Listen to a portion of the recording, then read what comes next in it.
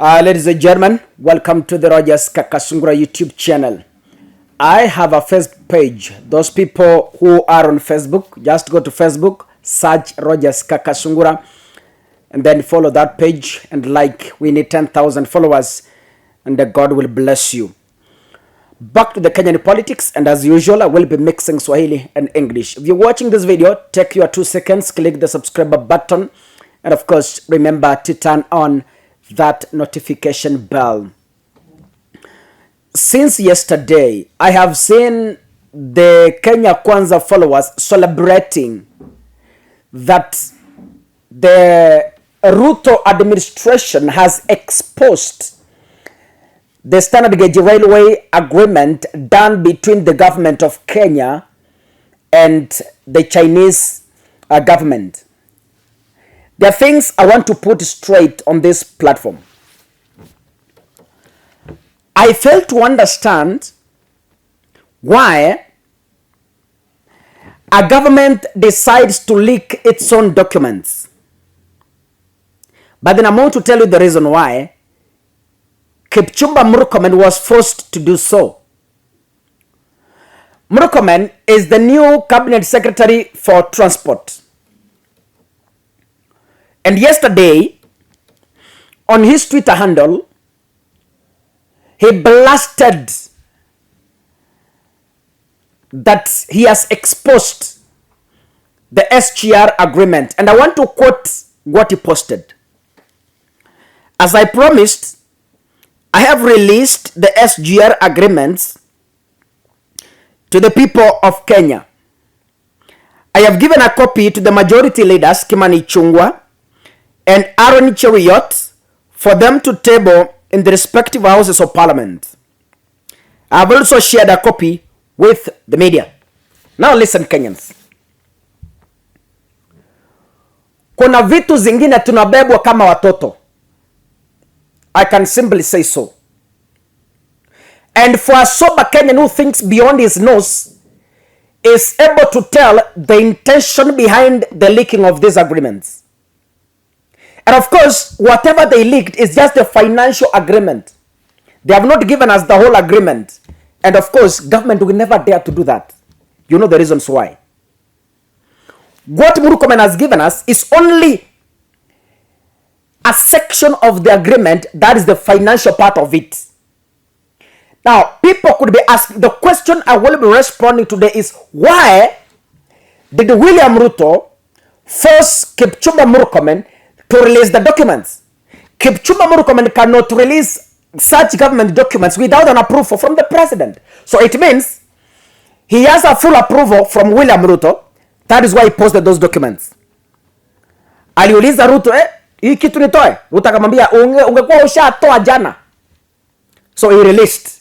But why did they decide to release such documents at such a time? Now listen, Kenyans. When I was going through the financial agreement, I noticed one thing. The document was signed in 2014. Just a year after William Ruto and Uhuru Kenyatta were newly elected into government. At this time, the duo were matching shirts and ties like a husband and wife. In 2014, if I remember very well, William Ruto and Uhuru Kenyatta were waving from the same sunroof.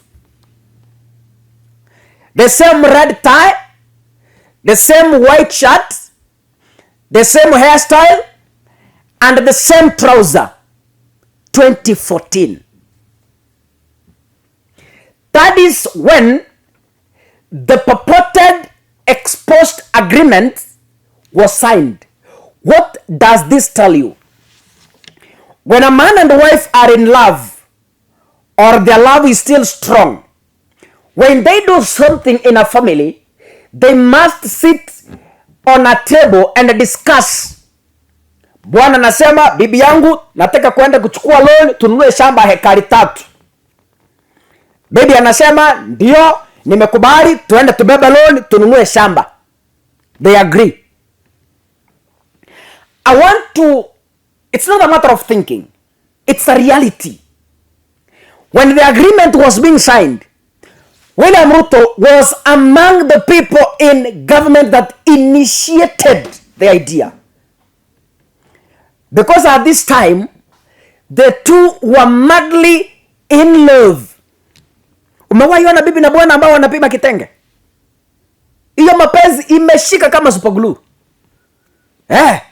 Walikuwa wanavaa tai moja, shati moja, trouser moja, gari moja. Wakitembea mkutano ya siasa, the same sunroof, they are waving to Kenyans. 2014, that is when the agreement was signed. This tells you that William Ruto was entirely involved in the signing of the agreement. Now, somebody could ask, why did then the same William Ruto as the president allow Kipchumba Murkomen to leak those documents to the public? Now, one, as we speak, the 100 days of Kenya Kwanza are running like nothing else. And they have not done anything. Their campaign promise was, in 100 days, we shall lower the cost of fuel. But the fuel is soaring high. Expect it to rise on 15th of this month. In the first 100 days, they promised that they will lower completely the cost of living. Because Ruto said, my first assignment in 100 days is to lower the cost of living. That has not been achieved. And 100 days are just dying in a few days to come. Now, as they are battling to fulfill their promises, the drought is here, the hunger is here. It has added on top of the struggling of the 100 days. As if that is enough, the KQ strike has added another weight on top of the high cost of living, on top of drought, on top of hunger, on top of the struggle to fulfill the promises in 100 days. Kenyans have started asking questions. Wakenya wameanza maswali. And Kenya Kwanza government is under pressure to do that. Uliona Raila amejituma kwa street, is putting to task the Kenya Kwanza government and asking them, your 100 days are almost ending. What have you done? Haya maswali yamekaa pilipili tungu kwa serikali ya Kenya Kwanza. What are they supposed to do? Let me tell you how government works. If you never knew how government works, today I want to tell you now. When the government is under pressure from the public, yani wamesukumwa, wamefika mwisho, not only this Kenya Kwanza government, but government across the world. That is how it works. Wakati serikali imesukumwa, imefika mwisho, to an extent, they are suspecting mass action. What they do, they release a propaganda. Wakenya, media was resort to draw the attention of the media, the attention of the public, the attention of political analysts, the attention of politicians. They draw them into one direction, into that propaganda, so that wakwamilie hapo as the government is looking for solutions. By the time serikali inapata solution, utapata hii propaganda ime cool down. Are you getting it?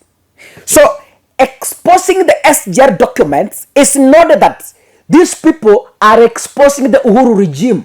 What they are doing, they are exposing the SGR documents because, nataka usikize vizuri, post ya Kipchumba Murkomen amesema hivi, and I want you to be very careful on this. I have always told you, a political analyst looks beyond the normal eye, beyond the ordinary, beyond what you see on social media, beyond what you see on media. Listen to this statement and I'm going to explain about it. As I promised, I have released the SGR agreement to the people of Kenya. Full stop. He has released the agreement to the people of Kenya. So number one, the Kenya Kwanza government is keeping the people of Kenya busy from asking the cost of living, from asking the cost of fuel, from asking what they have done in 100 days. So the very first people to be kept busy is Kenyans. That is why they are releasing these documents to the Kenyans, so that wa discuss, yani waendelee kuzungumzia as they forget the other things. Number two, I have given a copy to the majority leaders Kimani Ichung'wah and Aaron Cheruiyot for them to table in respective House of Parliament. Now, from the second sentence, the Kenya Kwanza wants to keep the Senate busy in discussing the agreement as they forget asking about the high cost of living, as they forget asking about the high cost of fuel. Again, they want to keep the National Assembly busy discussing the agreement so that they forget discussing about the cost of living. All this is happening because the Kenya Kwanza wants to distract Kenyans from focusing on the KQ strike. They are distracting Kenyans from focusing on the achievements in the 100 days that are ending soon. They are distracting Kenyans from asking the high cost of fuel. That is the main reason why this financial agreement was released. Nothing else, ladies and gentlemen. So, the release of the financial agreements is nothing but hot air. Nimeona watu wa Kenya Kwanza, hey, tuna expose Uhuru, hey, tuna expose the past regime, oh, tuna expose. My friend, that is nothing but hot. You cannot expose the things you were part of. Gitu Muigai, the senior counsel who was defending William Ruto in court, was the Attorney General by that time. Nothing they are exposing. William Ruto was the Deputy President by then. There is nothing they are exposing. In short, the expose is meant to distract the Kenya's attention. Kenya Kwanza, as we speak, is struggling. He is really struggling kutengeneza serikali. Maisha ni ngumu. Pesa imeenda juu. Mafuta ndio yale juu. Cost of living ndio ile sijui ni wapi. So for them, ili wapumue, lazima watafute kitu wanarushia. Wametafuta mfupa, wanarushia wa Kenya. As Kenyans wanaendelea kumumunya mfupa, Kenya Kwanza inaenda kuketi chini kutafuta solution. So Wakenya msidanganywe, hakuna expose mahali. Hii ni mfupa tu mmepatiwa. So that it keeps you busy from asking questions to the Kenya Kwanza government. What is the role of the National Assembly? The National Assembly is to keep the government in check. Whether you are in Kenya Kwanza or in Azimio, the role of the National Assembly is to enact laws and keep the government in check. So, wamerushiwa mfupa, watakaa nayo for the next 1 month. Senate imerushiwa mfupa, watakaa nayo for the next 1 month. Wakenya wamerushiwa mfupa, mutakaa nayo for the next 1 month. But put in mind, strike ya KQ bado inaendelea. Mafuta bado inapanda.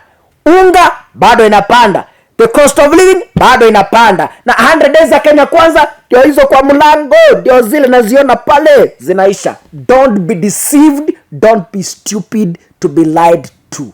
God bless you. Asanteni sana.